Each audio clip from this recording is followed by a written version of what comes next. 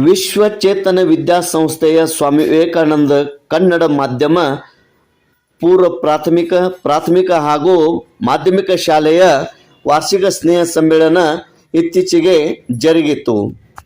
ಭೂದಾನಿಗಳಾದ ಕಾಡಗೌಡ B Patil ಇವರು ಕಾರ್ಯಕ್ರಮದ ಅಧ್ಯಕ್ಷತೆ ವಹಿಸಿದ್ದರು.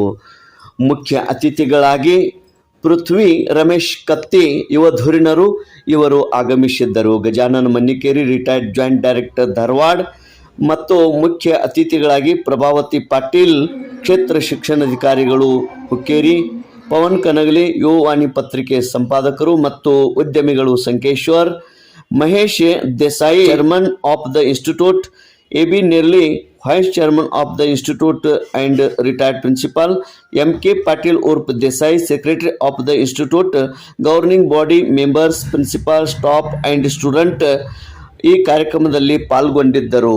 ರಂಗೋಲಿ ಸ್ಪರ್ಧೆ, ವಿಜ್ಞಾನ ವಸ್ತು ಪ್ರದರ್ಶನ ಹಾಗೂ ಸಾಂಸ್ಕೃತಿಕ ಕಾರ್ಯಕ್ರಮಗಳು ಜರುಗಿದವು. ತೇಜ್ ಪ್ರಭು ನ್ಯೂಸ್, ಸಂಕೇಶ್ವರ್.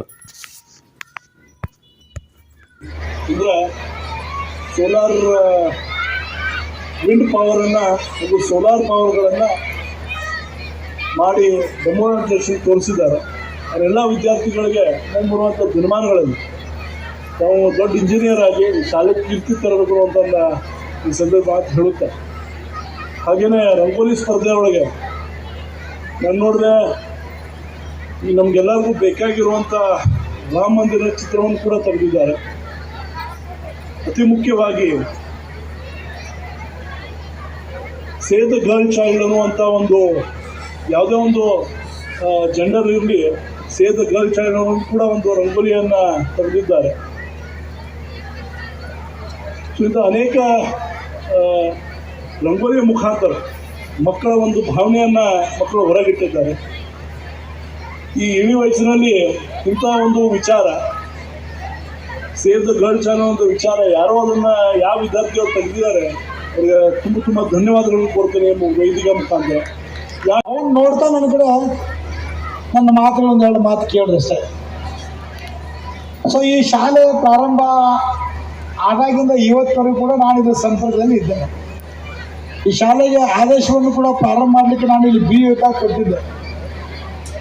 ಆಮೇಲೆ ದೇಸಾಯಿ ಅವರು ಪ್ರತಿ ವರ್ಷ ಈ ಕಾರ್ಯಕ್ರಮವನ್ನು ಆಹ್ವಾನ ಮಾಡ್ತಾಯಿದ್ರು. ಒಂದು ಸತಿ ನಾನು ಅಲ್ಲಿ ಹಳೆಯ ಕಟ್ಟಡದಾಗ ಬಂದಿದ್ದೆ, ಆ ನಂತರ ನಾನು ಬರಲಿಕ್ಕೆ ಆಗಿರಲಿಲ್ಲ.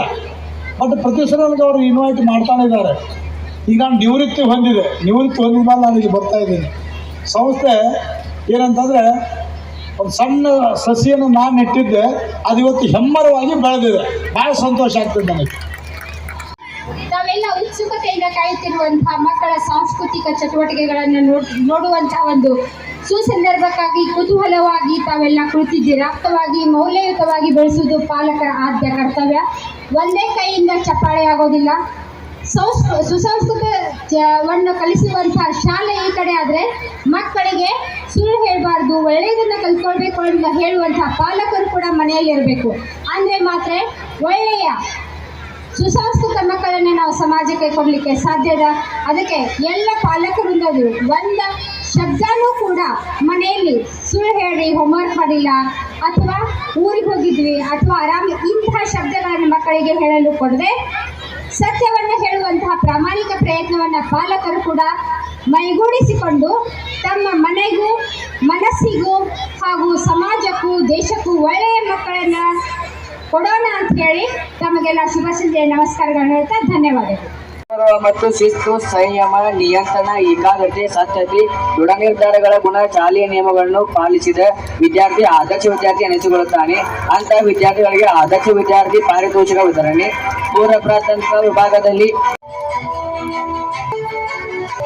2022-23ನೇ ಸಾಲಿನ SSLC ವಾರ್ಷಿಕ ಪರೀಕ್ಷೆಯಲ್ಲಿ